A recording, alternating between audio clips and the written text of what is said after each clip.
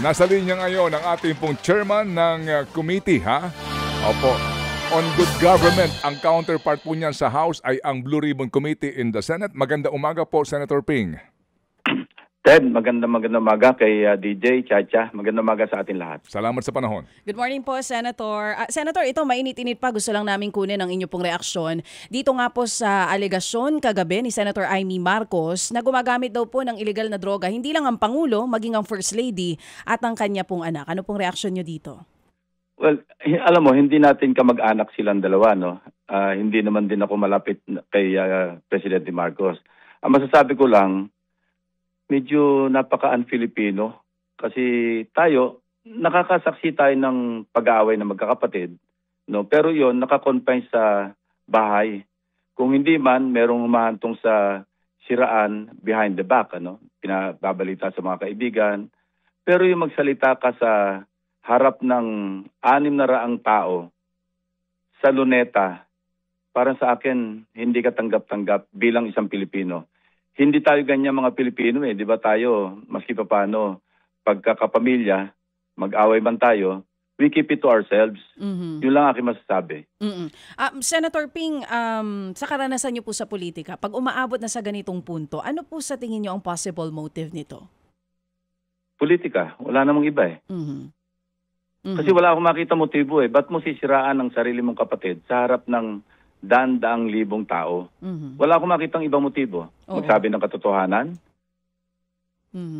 Ang sinasabi po ng ilan, sinisiwalat lang daw ni Senator Amy ang katotohanan dahil gusto niyang isalba ang bayan. May mga ganun pong komento. Anong reaksyon niyo doon? Ewan ko lang. Ayoko na mag-comment except na napaka-un-Filipino ng kanyang ginawa kagabi. Senator, kahit di natin sila kamag-anak, ito yung mga government officials natin at Pangulo mismo ang nalagay na naman po sa matinding alegasyon ngayon. Ano po ang dulot nito sa bansa? Lalo na po para sa mga ordinaryong Pilipino. Sa akin, I can only speak for myself. Mas nakaramdaman ng awa kay President Bongbong Marcos. At nawalan ako ng bilib kay Senadora Amy sa kanyang ginawa. Pwede niyang gawin, merong ibang forum para dyan eh. Huwag dun sa harap ng 100,000 tao na hayagan mong sisiraan, totoo man o hindi, ano? Hindi natin alam kung anong katotohanan. Ang alam lang natin yung mga facts na nakita natin in the past na I believe, I think if I can recall it correctly, parang nag-undergo na rin yata ng drug test si Pangulong some time ago, no? I think bago nagkaroon ng kampanya nung 2022. Tama. Parang 2021 yata yan or ewan ko. Basta meron akong nabasa somewhere na nag-undergo na siya ng drug test. Nag-negative siya. Tama. Yun lang ang fact na alam ko. Yeah. No? Kung ano yung nangyayari sa loob ng bahay nila, yung hindi natin alam, mahirap mag-comment doon kasi hindi natin alam. Tsaka labas tayo sa personal na problema nila. Yes, pero at sa akin lang, huwag mong ihayag sa ganong pagkakataon. Religious gathering pa naman yun. Pero Senator Ping, yung impact nito sa ekonomiya, gaano po kaya katindi? Sa akin, ang nakikita kong impact sa ekonomiya, itong lumalabas ng mga flood control projects ng mga ghost, mga substandard. Yung 2025 GAA o national budget na isa lang description ang masasabi ko, corrupt to the core national budget. Alam mo, sa tagal ko sa Senado, ngayon lang nakakita ng ganyang kakorrupt na national budget. May mga nakita ko mga corruption noon, di ba? Nag-check nga ako, nagko-correct, nagde-delete, nagre-realign, mga institutional, tinatanggal ko, pero ito ibang klase. Alam mo, may nakita akong dokumento na yung tinatawag nilang allocable. Ito, NEP, ito pag-uusapan natin. Bukod pa yung sinasabi ni Saldico na sa BICAM. NEP. Kaya ko sinasabing corrupt to the core, corrupt to the max, every step of the way. NEP pa lang, no? Ilabas na muna natin yung legislators. Kasi talaga namang naging kalakaran of late na nagulat nga ako, meron palang tinatawag na leadership fund. Wala yan nung nandun pa kami sa Senate, ni Tito Sen. Ngayon lang namin narinig yung allocable. Ang allocable, it's equivalent to pork barrel. Oo. Kasi magbibigay ng parang lump sum. Oo. Ang kaibahan lang sa pork barrel, yung lump sum kasi noong pork barrel, saka palang i-identify yung mga proyekto ng mga legislators pagka pasado na yung GAA. Itong allocable, ganun din. Alam mo, nakita ko mga figures, malulula ka. Magkano, At Senator? hindi lang, Oo. well, House leadership, we're talking here of the 2025 Budget. NEP. Not GAA, NEP. NEP. House leadership, 143.5 billion. Billion po. Yes. Tapos may nakita ko doon na hindi naman legislators. Bukod pa din yung mga party list, may nakita ako mga hindi naman legislators nasa executive department. Merong isa doon na allocable 8.3 billion. Meron akong takit ng 3 opisyales, tigda 2 billion. Paano sila nahalo doon? Yung I won't give specifics, pero yan ang mga figures na nakita ko. Okay. You won't be NEP, specific. we're talking of the NEP. The first... The National Expenditure Program. Opo. First step, bago pa matransmit yung tinatawag na President's Budget. Yeah, hindi pa nga umaangat sa Kongreso, hindi pa na-transmit, naandun na yung mga insertions. Ito yung tinatawag, di ba tinanong namin ang tawag ni Secretary Bonoan? Meron pang isa, nakita ko. 3 batches, batch 1, batch 2, batch 3. Ang total, 25.5 billion. Isipin yun, labas ng Kongreso ito Pwede nila sabihin, ito yung NEP kasi nasa executive Pero anong kinalaman ng mga opisyal na yon? Para ang alam ko, pagka NEP, hahanguin mo yan sa mga RDC recommendations, Regional Development Councils. Na pinanggagalingan nito, mga Local Development Councils. Diyan nahango. Kung sosobra man, ito yung i-vet ng tinatawag na Development Budget Coordinating Committee. Sila yung mag-vet kasi ang narinig nga natin sa 2026, di ba? Parang abot ng 10 trillion yung hiling ng mga ahensya na kailangan i-trim down nila kasi may limit yung spending plan o yung NEP. Nasa mga 6.7 trillion mahigit. So kailangan mamili sila. Pero ito, saan ang galing yun? Hinugot sa hangin? Senator, yung binabanggit nyo po na leadership fund, the allocable, ano yan, for the 2025 budget lang or previous 2025. years? Previous years po ba? I-review nyo rin para makita Hindi kung may ko pa ganito nakita rin? yung previous years. Nire-review rin namin yon. Pero ang Okay nakita po. ko lang so far, yung 2025. Hindi pa natin pag-uusapan yung realignment na nangyari noong nasa House na and then na-transmit sa Senate do sa House version. Oo. Tapos, yung 100 billion na sinasabi ni Saldico na pinasok sa BICAM, di umano. At ito'y, alam mo mamaya, hindi ko lang masabi dito kasi gusto ko ilahad yung buong istorya tungkol doon sa mga aligasyon ni Saldico.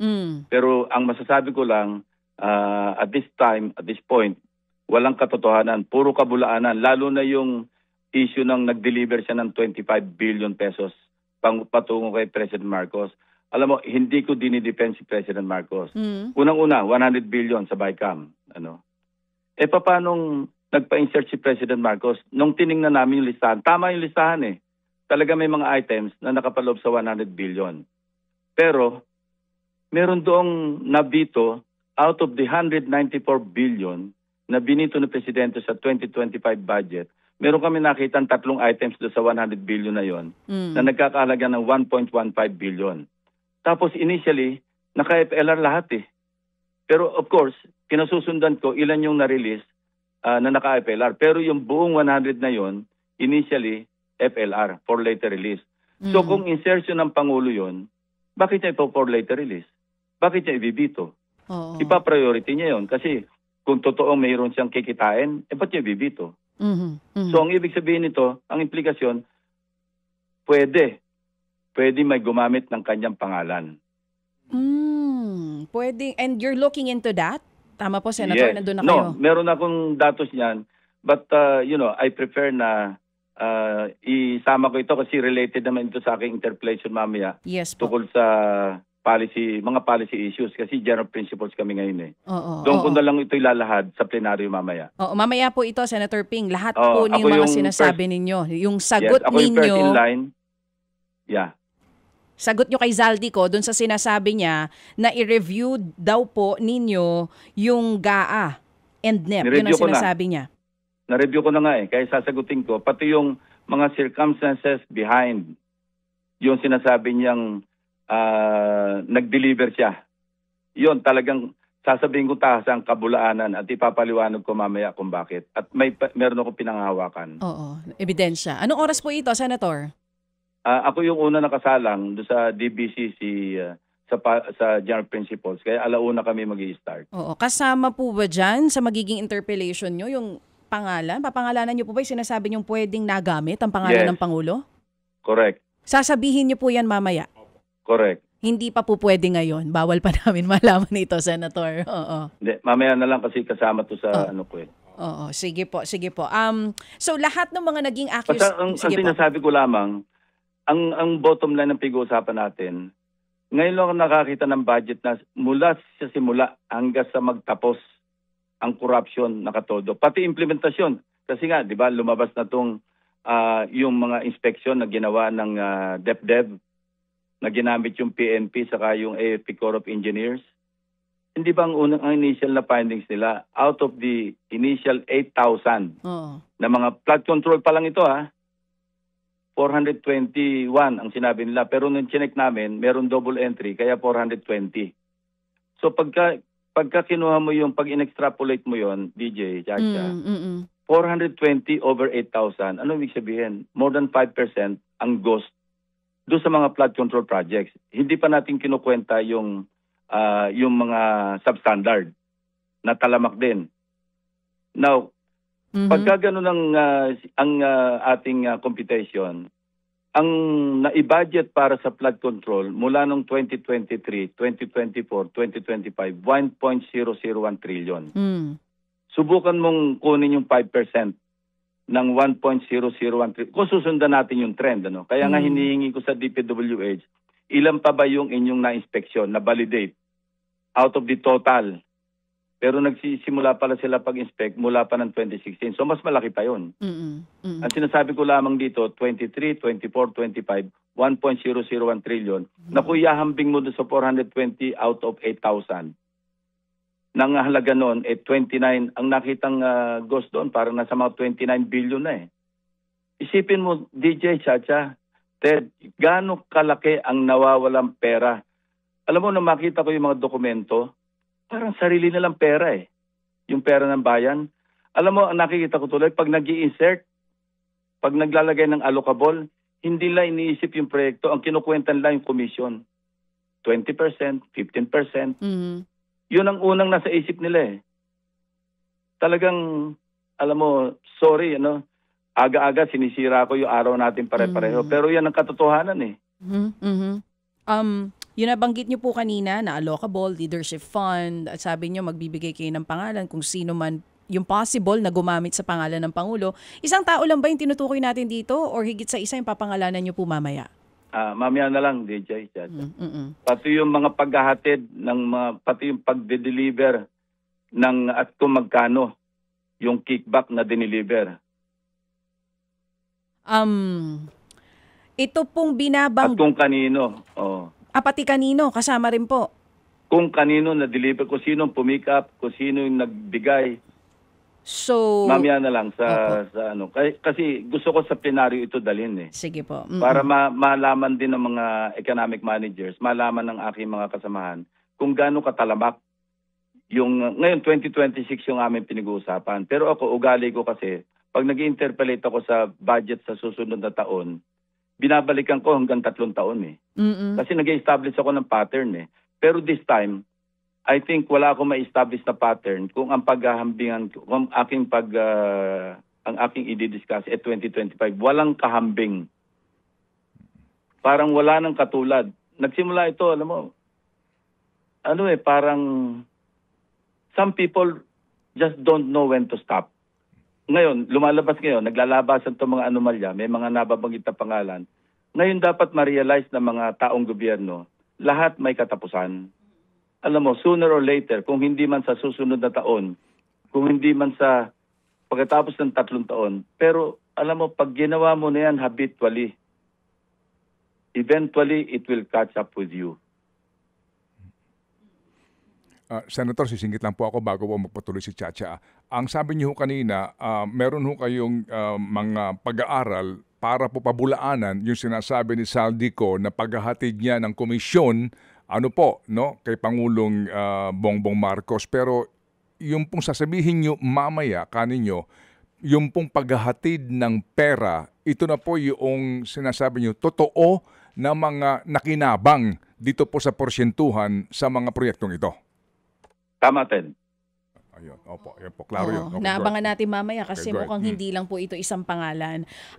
Yun pong naging, kasi ngayon, hindi ko na itatanong, Senator, kung may probative value ba yung naging statement nitong si Zaldico, kasi you're now saying, it's an absolute lie, mamaya nyo po lahat sasagutin yan. Pero, kung sakali po ba nauuwi siya dito, kung sakali man iimbitahan po ba siya ng Senate Blue Ribbon Committee para lang din makuha yung kanyang side or hindi na kailangan dahil base sa mga hawak niyong dokumento ngayon, kitang-kita na posible nga pong nagsisinungaling siya? Well, alam mo, hindi pa naman sarado yung Blue Ribbon Committee hearings. Although nag-iisip na kami magsagawa ng partial report, committee report. Dahil marami na rin kaming nasagap na pwede naming ibahagi sa DOJ, sa Ombudsman, para magsimula na sila, as we speak, nagsisimula na sila ng tinatawag na preliminary investigation. Kasi nga, naiinip na yung ating mga kababayan. Actually, Ted, DJ Chacha, pagkatapos pa lang ng aking privilege speeches, yung dalawa. Kasi kumpleto yun eh. May mga attachments yun. May mga pictures, may videos, may mga dokumento na kung saan sinalbahe yung pagkiklear, yung progress billing at lahat. Actually yun, binigay ko na yun nung dumalaw yung dating acting ombudsman, si Justice Vargas, dating acting, yung pinalitan ni I think ni Ombudsman Boying Remulla ngayon. Binigyan ko siya ng plus drive eh. Binigyan ko rin ng plus drive si Secretary Vince Dizon. Binigyan ko rin ng plus drive noon si Mayor Magalong nung nasa ICI pa siya. Ang sabi ko sa kanila, kasi nung dumalaw sa akin yung mga opisyalis ng AMLAC, yung Money Laundering Council, Anti-Money Laundering Council, natanong ko sa kanila, what will it take para makapagsimula na kayo ng pag-freeze ng accounts? Ang sabi nila, ang kailangan namin merong formal complaint, yung nakadakit. So knowing that, nung dumalaw sa akin yung sa aking opisina, kasi budget season noon, sabi ko, basta't magkaroon lang ng formal complaint, pwede na umakto yung AMLAC. Kasi kung walang formal complaint, walang basihan ng AMLAC para mag-initiate ng freezing of accounts. So binigyan ko sila ng plus drive. So ang sabi sa akin, tatandaan ko si Acting Ombudsman Vargas, sabi niya, bukas na bukas din, idadakit ko ito. Yan po yun lang ang hinihintay ka ako ng AMLAC para makapag-initiate ng freezing. Ganon din yung ibang ahensya. So I hope nakakontribute kasi ang mga nauna nilang alam ko maipapile, yung Bulacan at saka yung Oriental Mindoro. Ito yung nilalaman ng aking dalawang privilege speeches eh. So ngayon dapat talaga apurahin kasi alam mo nakausap ko rin sa isang pagkakataon si Cardinal Ambo, Kami dalawa ni Tito Sen at saka si Senator Sherwin kasi siya yung chairman ng finance. Nagkaroon kami ng isang tagpuan. Yun din ang parang nirelay nila sa amin na hinaing ng kanilang yung sa FLAC, yung mga nagkakausap nila, yung mga laymen, lay leaders, mga ganun. Sinasabi nila inip na and this is some time ago, this was, a month ago? Noon pa lang naiinip na lalo na ngayon. So dapat talaga madaliin. Of course, giving due regard to due process. Hindi naman po pwedeng basta ka magpapile nang hindi mo sinunod yung due process. Madidismiss lang yung kaso. Dahil hindi naman inaalaw yan. So, inip na. Kaya kami, lahat ng makakalap namin sa Blue Ribbon Committee hearings, ibinabahagi namin para tumulong na rin kami para mapabilis na yung pagpapile ng kaso doon sa mga dapat filean. At yung mga dapat naman hindi filean, sana maklear din naman.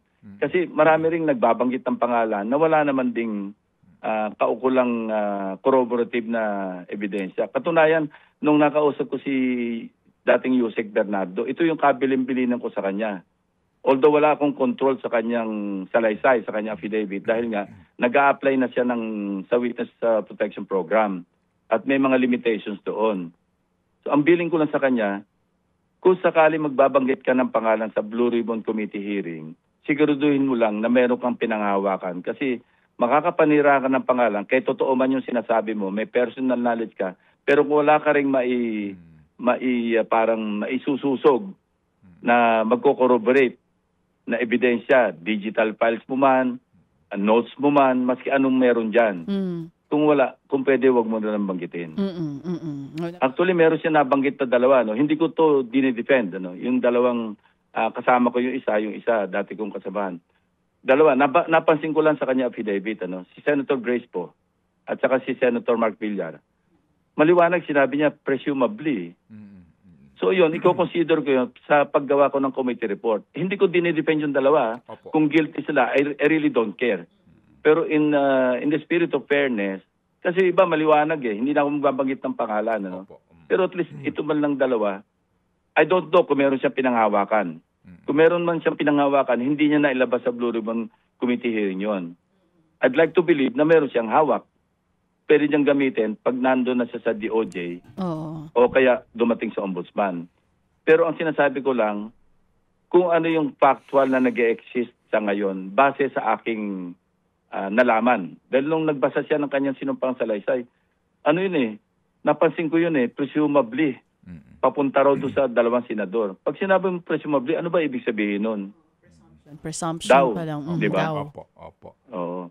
Yun lang naman sa akin, Ted. Ano? Ako, nung bumalik ako bilang chairman, alam mo, ang ilang gabi ko rin pinag-isipan kung babalik pa ako kasi nakakasakit na rin. Alam mo, collegial body kami No man is an island. May mga hinaing na, may mahinampo na yung aking mga ibang kasamahan. Actually, napag-usapan na namin ni Tito Senito nung sabi niya, baka naman pwedeng i-reconsider mo.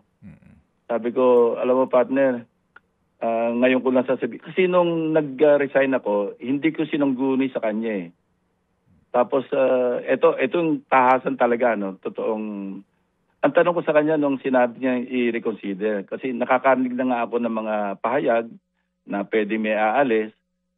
Sabi ko, kung halimbawa, sabi ko sa kanya, kung halimbawa bang hingin sa iyo yung ulo ko at tanggalin ako, anong gagawin mo? Alam mo, maski hindi kami magkaharap, walang kakurap-kurap. Sabi, hindi ko papayag. O sabi ko, di tanggal ka. Hindi na sa kumibo. Sabi ko, bayaan mo na lang ako mag-resign. Kasi, what Blue Ribbon Committee are we talking about kung matanggal ka dyan? So, paano kayo nagtapos, Senator? Wala, doon kami nagtapos. Tapos yun nga, nung nag-usap-usap, kinausap niya yung mga kasamahan, sabi niya, nakausap ko yung mga kasamahan natin, sila na rin mismo yung humiling kung pwedeng bumalik ka. Sabi ko, tingnan natin. Actually, matagal pa ako nakapag-decide. Kaya lang, mag-resume na yung session, kailangan mag-decide na nga rin. Hanggang bandang huli, sabi ko sa kanya, sige, pero ready ka na. Hindi lang ako dapat ready. Ako, I don't care. Nasa minority ako. Wala naman akong person na pakinabang kung majority o minority ako. Pareho lang sa akin Nakapag-interpellate ako. Wala naman akong insertion. Wala naman akong pork barrel. Kaya wala akong pakinabang niya kay minority, kay majority. Ako talagang kung ano yung dapat labanan, lalabanan ko. Pero ikaw, pag-isipan mo, sabi ko. Hindi, sabi niya, ready na rin ako. Sige, di tanggapin ko. Yun ang istorya nun, Ate DJ Chacha. So ngayon, nandito na uli ako. Yan, lumabas na nga si Bernardo. And who knows kung sino pa yung gusto lumabas. Hindi ko na rin uro ngayon kasi may usapan na rin kami dalawa. Sabi naman niya sa akin sana naman tayong minority. Opo. Senator, yung nga po sabi ho ninyo, in fairness sa mga pinagbabanggit ng ang premise presumably sa Blue Ribbon Committee next hearing nyo ba, balak nyo bang imbitahan ang mga binabanggit na intermediaries? Sa panig po ni Senator Grace po, may binanggit siya na yung contractor. Dito rin po kay Mark Villar, yung pinsan pong contractor, para lang ho matanong din itong mga binanggit ni Bernardo at ilang pang mga intermediaries doon po sa papahayag ng ilang mga naging testigo? Actually, yung iba doon na imbitahan namin hindi sumipot Kaya i-issue na namin ng subpoena. Yung kasi yung proseso na sinusunod namin So simula, invitation. Pag hindi pumunta, subpoena. Pag inigno ng subpoena, show cause, tapos contempt, warrant. Ang problema lang ngayon, Ted, pinakiusap ko lang yung Friday na yun Kasi napaka-gipit yung aming panahon para sa plenary debates ng budget. Meron kaming time-bound dyan Kailan maipasa namin yan, may bycam pa. So yun ang kung paano sisingit, yun ang isang problema ko. Kaya dinidiscuss namin ni Senate President Soto kung paano makakasingit kung sakaling merong importante. At meron talaga importante kasi may mga umindiyan sa amin na inimbita na namin Opo. Hindi nagsiputan So Oo. yun. Yun ang dilema ngayon. Kung makakasingit, bakit nga ba hindi? So ngayon po, Sen, wala pa po kayong schedule kung kailan po ang next hearing at yung pong mga next steps doon sa mga sa mga hindi sumipot at ang mga bagong intermediaries na nabanggit ditong si Bernardo sa kanya supplemental affidavit. Schedule yung pinoproblema kasi alam mo, behind schedule kami Kasi yung aming DBCC, General Principles, dapat isang araw lang Pangatlong araw na namin mamaya Opo. So nag-aapuran, sumulat na nga parang nag-memo na nga si Senator Gatchalian na pag kayo'y ginagawa naman namin dati yan, yung pag kayo'y nagpa-reserve at hindi kayo sumipot, deemed waived na kayo. Opo, doon sa mga list. Tama lang yun, Kasi meron naman talaga kaming mga kasamahan, At saka lahat kami dyan guilty actually. Na minsan papareserve pero for some reason, hindi nakakasipot. So nadidelay. Pero hindi rin nadidelay kasi yung ibang kasama namin talagang masusi rin yung pagtatanong Kagabi nga, inabot sila nahiya nga ako sa Senate President kasi nangako ako sa kanya na, kasi naawa ako sa kanya pag pigmamastan ko siya sa taas. Alam mo, napakalungkot to sa taas. Wala kang kausap Hindi ka pwedeng umidlip kasi makukunan ka ng video. So nung makita ko siya doon, sabi ko, nakita ko parang bagot na bagot ka. Meron lang akong kausap na importante. Kung sakali matapos kami na maaga at nandiyan pa kayo, babalikan na lang kita. Nahiya na rin ako sa kanya, hindi rin ako nakabalik. Inabot pala sila ng 12:30 a.m. Ganyan ang budget deliberation na, alam mo naman yan, Ted, pagka budget season sa plenaryo, di ba? Inaabot tayo na madaling araw Yes, sir. Lalo na kapag binibigyan mo ng tamang oras ang miyembro, walang binibigay. Correct. Yes, pag hinahayaan mo na talagang busisiin yung budget, Opo. Sa inyo nga, may closure pa Sa amin, wala. Opo. Sa House kasi binibigyan ka limitasyon whether you like it or not, hanggang dyan ka lang. Pagkatapos na next. Opo. Hindi uso sa Senate yung closure. Sa inyo, pag binigyan ka ng 30 minutes ka. Opo. Wala nga 30 minutes ngayon. Opo. Anyway, Senator, dito po sa kaninyo, naunawaan namin talagang apot kayo sa oras. Pero ito nga po, yung Blue Ribbon Committee, napaka-importante rin po nga ito. So sa ngayon po, wala pa kayong petsa, pero magpapadala na ho kayo ng mga imbitasyon sa mga panibagong personalidad na nabanggit dito po sa supplemental affidavit ni Bernardo? Bago magpadala ng invitation, kailangan may petsa. Oo nga. Opo. Kasi hindi alam kung kailan pupunta. So, meantime, Sen... Nagpapadrap ako ng partial committee report para lang makatulong sa mga sa DOJ, sa Ombudsman, sa mga investigating, yung mga nagko-conduct ng para madali na rin yung pagpapile ng kaso. Kasi meron silang parang may self-imposed deadline sila. Ang narinig ko kay Ombudsman Remulla, parang by December 15, kailangan may information na sila maipile Kasi alam mo, pag pinal yung information, automatic, hindi naman automatic kasi may judicial determination of probable cause pa. Pero halos automatic yan, magkakawarrant Opo. Yun ang kanilang hinahabol Opo. So gusto ko rin makatulong doon kung ano yung nakalap namin in between, noong una ko na ibigay yung after my 2 privilege speeches, may ibahagi namin. Of course, yung iba naman, pinapadala rin namin yung mga whatever documents na may evidentiary value. Nagtatransmit din kami Opo. Yung pong mga pangalan like Paul Estrada, itong Mark Tiksay, na nabanggit din po nitong si Saldico sa kanyang video statement, At nabanggit din po ito nitong mga taga-DPWH, no? Meron ba kayong informasyon kung nasan to mga to? Kasi nasa balita ngayon na may mga aligasyon nga daw po na sinaktan itong si Paul Estrada, pati ang misis. Opo, go ahead. Kabulaanan yung Ted. Alam mo si Paul, umalis siya ng September 2. Papuntang Hong Kong. Since then, hindi pa siya bumabalik. Yung Mark, parang umalis pero nakabalik na. Yung iba, ganun din. Walang umaalis. Dalawa lang yung umalis eh. Hindi ko sigurado kung yung Mark yung isa. Pero yung si Paul ang hindi pa umuwi simula nung September 2. So kalokohan yung sinasabing hinuli ng NBI, binugbog, tapos pinadala sa Chile. Alam mo, merong mga tao na they don't care anymore kung kasinungalingan yung kanilang sinasabi. Basta masabi lang nila. Senator... Ang daling i-verify eh. Opo. Nakita na sa immigration records eh. September 2 umalis, Hong Kong. Simula noon, hindi pa babalik. So malamang yung kasama ni Saldico. Opo. At ito malamang hindi ko sasabing alam ko for a fact. Kasi hindi pa umuwi eh. September 2 hanggang ngayon.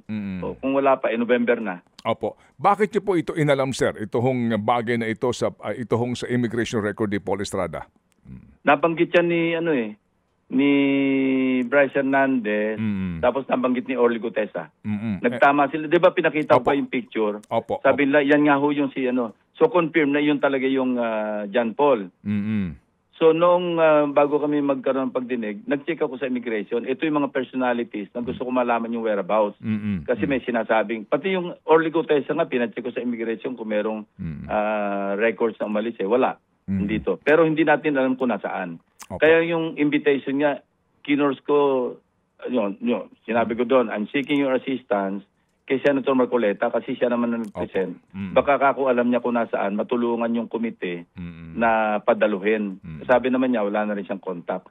Yung sinasabi ni Mike Defensor na nasa Marine Compound, pinacheck ko agad doon sa kay Major General Blanco through fellow Cavaliers kasi wala naman akong direct contact doon. Sabi niya, wala talaga doon. Nag-deny na rin yung buong armed forces, wala sa kanila. Pero pinagpipilitan pa rin na nasa Marine Compound. Paano ko makipag-argue sa taong wala na sa hulog? Senator, ito pong nabanggit din po ang tanggapan ng Executive Secretary Lucas Bersamin, and then itong kay Saldico, itong kay Pangandaman, and then nag-resign din po siya, sabi nga out of delicadeza. Sa inyo ho bang next hearing, inyo bang iimbitahan din si former ES Bersamin at saka si former DBM Secretary Pangandaman on this issue? I will have to check yung records kung may basihan, bakit nga ba hindi? Kasi maski sino naman talaga iniimbita dyan sa Blue Ribbon eh. Opo. Sir, si Secretary Bonoan at maging si Binibining Cabral. Umalis na si Secretary Bonoan eh. Nasa Amerika eh. May record siya ng umalis. Pero I think, kasi may ILBO siya eh. Yung Immigration Lookout Bulletin Order. Opo. Ang ILBO naman, hindi naman pwedeng i-hold. Hindi naman hold departure yon. Ang pinag-uusapan nga namin ni SOJ, pati yung ibang nakausap ko. Kasi may nakausap akong retired na Chief Justice. Sabi niya, pwede naman yan, maski hindi pa nakapile yung kaso. May tinatawag na parang precautionary. Pwede namang mag-file ng petition na halimbawa yung DOJ, Ombudsman, sa korte na hihilingin na magkaroon ng hold departure order yung isang tao dahil sumasa ilalim sa preliminary investigation. Pwede raw yun. Yun ang nagtataka ko, bakit hindi nila ginagawa? Kasi baka maubos yung mga naandito. Kasi kung hold departure, hindi talaga sila makakaalis. Opo. Yung ILBO, siyempre, interrogate ka. Lookout nasa secondary, nasa interrogation room. Pero hindi mo pwedeng pigilan yun eh. Pero kung makakuha sana sila ng court order para makapag-issue yung DFA, makapag-issue yung kung anumang ahensya ng hold departure, o yung korte pala, mag-issue ng korte ng order na magkaroon ng hold departure order, ibibigay sa immigration, i-hold ng immigration yun. Opo. Bakit kaya naman po hindi ito kaya naman alam ng Executive Department itong legal process na ito? Baka inaaral pa nila. Okay. Basta alam ko na ibahagi ko sa kanila yan na pwede. Base sa opinion ng isang retired Chief Justice na nakausap ko. Opo. Sir, meron kayo May na... precautionary something yung may term siyang ginamit eh. Opo, opo. Sen, meron kayo nabanggit dati na nadiskubre ho ninyo sa inyong ito ginawa ninyong pagsasaliksik na merong nag-i-issue ng memorandum kay Ginoong Bonoan na hindi naman taga DPWH, hindi naman taga gobyerno. Sino yun? Parang fixer na mga kontraktor. Dalawa nga yung nakita namin dun eh. Meron pa palang isang memo, post-it na sulat kamay eh. Nag-i-endorse ng proyekto. Eh hindi naman taga DPWH, hindi naman taga gobyerno. Meron kaming dokumento niyan, Ted. Opo, opo. Sir, kung mamarapatin lang po ninyo, kung pwede po, sino itong mga taong ito? Tanong kanilang puder kay Ginoong Bonoan para kang boss ni Bonoan, parang ganun po, nagme-memo sa kanya. Yun ang hindi ko alam. Alam mo, di ba sinabi na rin ni Bernardo, public record naman ito. Merong si Secretary Bonoan na 5 billion a year for 3 years. Di ba? Di ba kinuwenta pa namin ni Senator Kiko yan? Kasi sabi niya 15%. Eh 15% ng 15 billion, easily 2.25 billion. Ang sinasabi ni Bernardo doon sa 15% na yon, siya 25, si Bonoan 75. Isipin mong kalaki-laking pera na wawala. Ted, ganito na lang. Ito pa isang pampasama ng loob. House leadership na allocable, 143 billion. And then palang sinasabi na nila na meron ng 10%. Ngayon ko lang narinig na nasa National Expenditure Program pa lamang, may 10% na yung proponent. Opo. Kunin mo yung 10% ng 143 billion. 14.3. Yes, sir. Opo. No, at 10% tama, 14.3 billion. Yes. Tapo na yon, tapo na. Opo. Yung pong nga... Bakit ganon? Ibig sabihin, alam na ng contractor kung sino yung mag-handle ng mga proyekto na yon. Kasi saan kukuha ng pag-advance? Sina Bernardo. Kasi nga... Di sa contractor, sina Bryce Hernandez, sina Alcantara. Kaya nga, di ba, tinatanong ko yung nung nakalatag yung mga pera sa mesa, sa billiard table, sabi ko, baliktad di ba kayo dapat nagbabayad sa contractor? Bakit yung contractor nagdadala ng pera sa inyo? Opo. So, ang daming kababalagan. Alam mo, pati yung ito, tanong ni Senator Kiko sa akin, gusto niya imbitahan yung land bank ulit. Kasi, paano ka mag-withdraw ng over-the-counter ng 457 million? Ayun ang sinabi ni Sims ni Santos. Opo, opo. 2 beses yan, hindi lang minsan. Twice, parang pagitan, isang buwan o 2 buwan lang eh. Nakapag-withdraw ka ng 457 million. Bukod pa yung 100 million, meron pang 50 million, may 150 million. Hindi ba unusual yun? Yes, sir. Yes, sir. Oo nga po. At, sir, yung pong send yung tao na yon na nagme-memo, identified po ninyo? Oo, may pangalan eh. Sino po? Lang, actually initials. Pero nung dinicipher namin, yung initials, na-identify namin. Opo. Kailan niyo po ilalantad kung sino po ito kaya? Nandun yung dokumento, yung pangalan, it skips my mind, pero ando naman, nasa record na yan eh. Opo, opo. Sir, yung pong leadership, allocation, tsaka yung mga allocable na yan, kung yan po ay nabistot ngayon lamang na budget, ano ho ang ating presumption dito? Naging kalakar na ba ito even during the time of the past administration o ngayon lang ito nauso? Hindi ko alam kasi nung nandiyan kami sa Senate, wala ako narinig na allocable eh. Baka hindi ako na-allok. Kasi sir, nawala kayo ng 3 years eh. Ayoko na mag-comment, self-serving yan, Ted, pag nag-comment ako dyan. Opo. Kasi nga po, well anyway, so sir, nabanggit niyo po kanina, na ito pong problemang ito, di po ba, na talagang talamak at eventually, habulin ka nitong mga kagagawan na ito. Sir, sorry po, ito ho, binabanggit nyo sila. Mga mambabatas po ito, both houses, pati po mga kasama po ninyo. Sa listahan, ang highlight ko rito, Ted, ayoko nang banggitin yung mga kasamahan ko eh. Sabi ko nga lang house leadership. Kung ano man na ibig sabihin ng house leadership, kasi bukod pa yung party list eh. May allocable din mga party list. Hindi ko alam kung anong connotation o implication ng House leadership. Mga liderato lang ba ito? O buong Senado, o buong Kongreso na, o buong House na ba ito? Or what? Ang talagang naka-catch lang sa attention ko doon, maski hindi mababatas, nakita ko nga, Secretary Bonoan, merong ang laki-laki ng kanya doon eh. SMB, sino ba yung SMB? Di ba, Secretary Manuel Bonoan? Batch 1, batch 2, batch 3. Nung tinotal ko, nasa mga 25 B. Mali pa pala yung sinabi ni Bernardo na 5B isang taon. Yung palang 2025, palo pala siya ng 25. Tapos meron pa doon siguro nakarelate yung post-it, yung memo ng kung sinong Kulokoy na nag-endorse ng contractor. Kasi paano mo ubusin yung halimbawang 18 billion sa isang taon? Tapos meron pa si Cabral. Opo. Separate pa yung kay Cabral.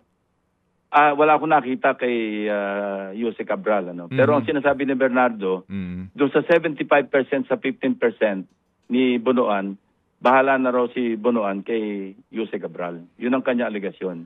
Whether totoo o hindi ko alam yun. Opo. Yes, sir. Opo. May pahabol na punta si Chacha. Okay, Chacha. Oo. Yung pong binabanggit ninyo, kasi pangalawang beses nyo na nasabi, mukhang na-disturb talaga po kayo dito sa leadership fund or allocable na nadiscovery nyo, na umabot nga po sa 143.5 billion pesos.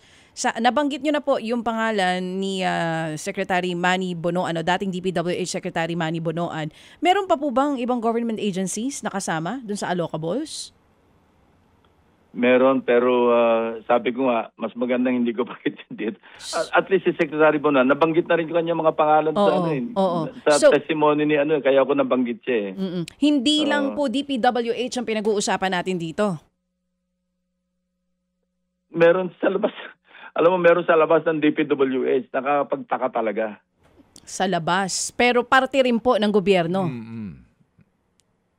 Parte ng gobyerno. At kasama po yan sa interpellation nyo mamaya. Basta mamaya na lang, DJ. Sige po, sige. Sige po, oo. Kasi ang laki po nito. Sabi nyo nga 2025 lang ito. Alam mo yung 2025, ito yung sagad to the bones. Opo. Sagad to Ngayon the lang bones. nakakita, ang tagal ko na sa Senate. Nanakaw, Ngayon lang nakakita Senator. ng ganito kasi from start to finish, kumbaga sa marathon, sa signal para ng yung pagbaril, umarangkada na hanggang sa finish line, tumitira pa.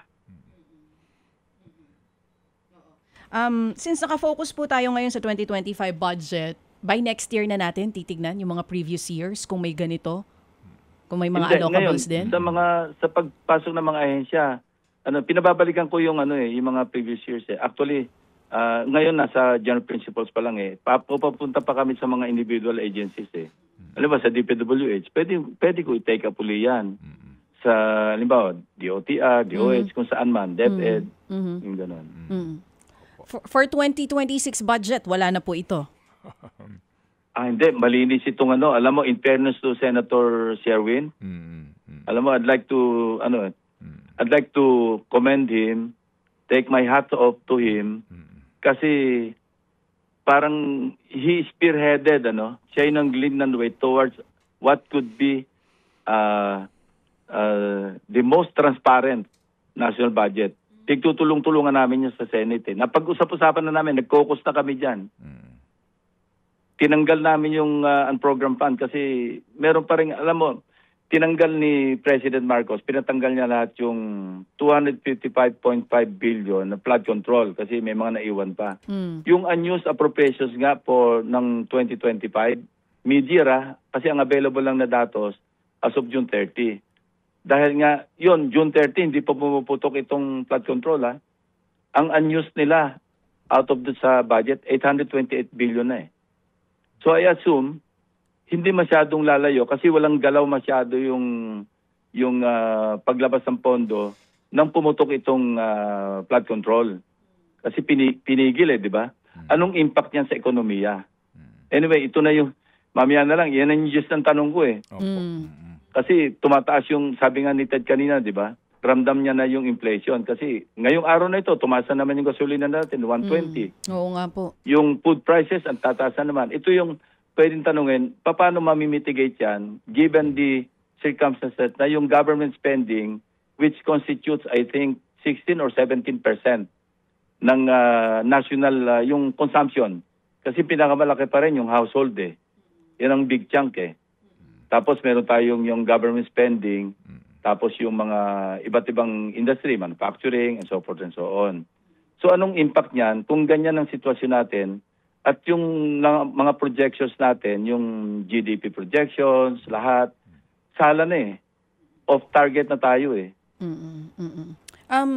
Senator Ping, sa ngayon po kasi kasama na po si Garjola sa iniimbestigahan ng Ombudsman. Sa Senate Blue Ribbon Committee, masasama po ba siya sa investigasyon? I think nabanggit na rin siya eh. Kaya, yeah, tama. Ano po talagang ang problema lang ngayon, DJ, kasi patawarin nyo, yung schedule namin talaga very tight. Opo. Pero araw-araw, Monday to Friday kami eh. Yes, sir. po. Yes, sir. Pero lang kung pumayag yung mga kasamahan ko, mag-hearing kami ng Saturday. Oo, wala nang Pero sir, kasi po congressman si Garjola eh. At di ba meron na kayong mga inimbitahan, yung mga nabanggit, pero paano po yun kung ang mga kongresista po ay hindi pa rin sumipot? Well, kung hindi sila sumipot, kaya nga nung walang sumipot yung inimbita namin, di ba, 17 yata, 20, Ang nag-signify lang na pupunta noon si Congressman Toby Tiangco, pero nag-beg off din siya after lunch kasi pupunta raw sa Malacanang because of yung development kay Saldico. So hindi natuloy. Yung iba, lookout nila, hindi sila nagpunta.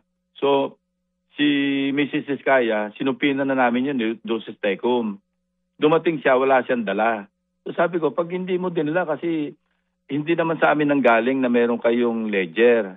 Kayo mismo nag-testify na meron kayong ledger. Hindi nyo pwedeng itanggi ngayon na wala. Pag hindi mo nilabas yan, iko-contempt ka namin. So kung gusto mo, sasamahan kayo ng OSA. Kaya nga pumunta sila, di ba? Opo, yes sir. Medyo wise din eh. 6 lang yung dinala eh. Oo. So, obviously, gusto pa umuwi. Opo, kasi anyway, napanood nga po namin yan, Sen. At ang status po nito, meron pa siyang dapat na iharap sa inyo, di ba? Yes. Opo. Pasasamahan namin uli. Ipagpapaalam ko siya kay Senate President, pa-approvean ko. Opo. Pa-escortan siya. Kunin niya na lahat yung ledger na sinasabi niya. Kasi yun ang lookout ng mga congressmen. Kasi ang letter ko naman kay Speaker Boji, hindi naman talaga invitation na parang invitation para mag-testify. Ang nilalaman ng sulat ko sa kanya, para mabigyan naman ng oportunidad yung mga congressmen na nabanggit para naman sagutin o kaya parang ipaliwanag yung gusto nila ipaliwanag. Opportunity nila yun, but kung ayaw nila, that's opportunity lost. Opo. Sige po. Sen, paano po dapat tanggapin ng ating mga mamamayan ito pong video statement ni Mr. Zaldico? Kahapon sabi ng kanyang abogado, sa amin pong panayam sa kanya, ayaw pong magpatawag na bagman, kasi sabi nga daw niya, siya lang ang pass-through. Ang tawag po, pass-through lang sa kanya. Wala naman daw siyang kinita. Opo, wala din. Alam mo, paano po natin Ted, dapat tanggapin to? Alam mo, Ted, napaka-wise niya. Yung sinabi niya 100 billion, wala talaga siya dun eh. Kasi iba naman yung... Anyway, mamaya na lang. Wise siya. Binanggit siya yan kasi wala talaga raw siya dyan.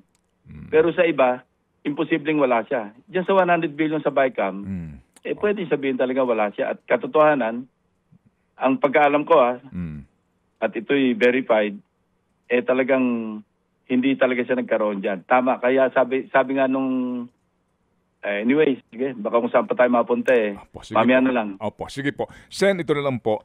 Sir, ang gulo po ng bayan, gulo. Marami po sa amin, sa ating mga tagapakinig, yung iba po parang napagod na.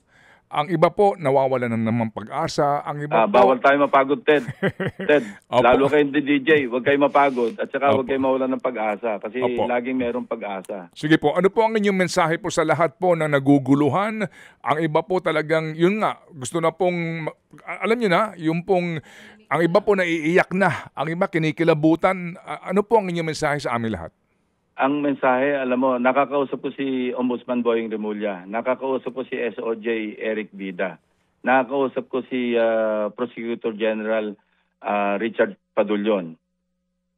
Ang assessment ko sa kanila, sincero sila, gusto nilang magkaroon ng logical conclusion. Yan ang pag-asang inaantay natin.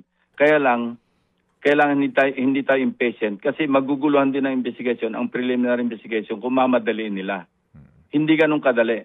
Ted. Opo. Ang due process talaga is an overdue process actually. Pero mabuti nang nasa side of caution kaysa mamadaliin pagkatapos madidismiss. Yun yung pinag-aralan ng maayos, ano? Opo. Yung kasi ngayon ang General Counsel namin ngayon sa Blue Ribbon, si dating Deputy Ombudsman Gerard Mosquera. Magaling na abogado. Siya yung talagang nag-imbestiga doon sa Napoles Opo. case, ano? Na meron siyang binabang, hindi ako magbabanggit ang pangalan. Meron silang inabangan daw. Kinukwento sa akin tiyagaan talaga ito, Senador, hindi pwede madaliin. Meron daw silang na monitor sa AMLAC na pumasok na pera sa isang personalidad. Binantayan nila yon. Dahil cash pumasok na-monitor nila. Ngayon, inaabangan nila kung kailan papasok sa bank account noong individual. Naghintay sila 3 araw, 1 linggo, wala. Hindi sila nawalan ng pag-asa. Hintay sila ng hintay, monitor sila ng monitor. On the 21st day, bingo, pumasok sa bank account. Opo. Tsagaan ito, Ted. Opo. Hindi ito makukuha sa apurahan. Kasi pag, halimbawa, nainip si dating Deputy Ombudsman Mosquera. At sabi, inabandon niya na wala na yan. Hindi na yan ano. O hindi niya na-monitor yung pumasok sa account. Opo. Malaking halaga. So naitago muna. Sino yun? Pero, Opo. ayoko nang magbanggit. Opo. Yes, sir. Opo. Magbibigay lang ako ng Yes, sir. hindi hypothetical, kundi actual. Opo. Pero ito yung sinasabi natin, mensahe kamo sa mga kababayan natin. Magtyaga tayo ng konti, pero maging mapagbantay. Huwag tayong bumitaw. Opo, yes sir. Okay. Sige po. Salamat po sa mensahe, sir, kasi po diyan kami huhugot ng inspirasyon at pag-asa. Senator, thank you for your service po at kami magbabantay mamaya po sa inyong plenary session sa budget. Salamat, sir. Thank you, Ted. Thank you, DJ Chacha. Salamat. Senator Panfilo Ping Lacson. Mga kapatid, brothers and sisters, saan ka pa? Dito na tayo sa totoo. Dito na tayo sa True FM. Mga kapatid, mag-subscribe and follow po kayo sa social media accounts ng True Network PH. Yan po kami. Hanapin nyo lang True Network PH, Facebook, Instagram, YouTube, TikTok, and podcast. Mapa Apple or Spotify man yan, mahahanap nyo kami. Lahat ng mga napapanood at napapakinggan nyo po sa programa, nasa social media accounts namin yan. So, paano mga kapatid? See you sa social media!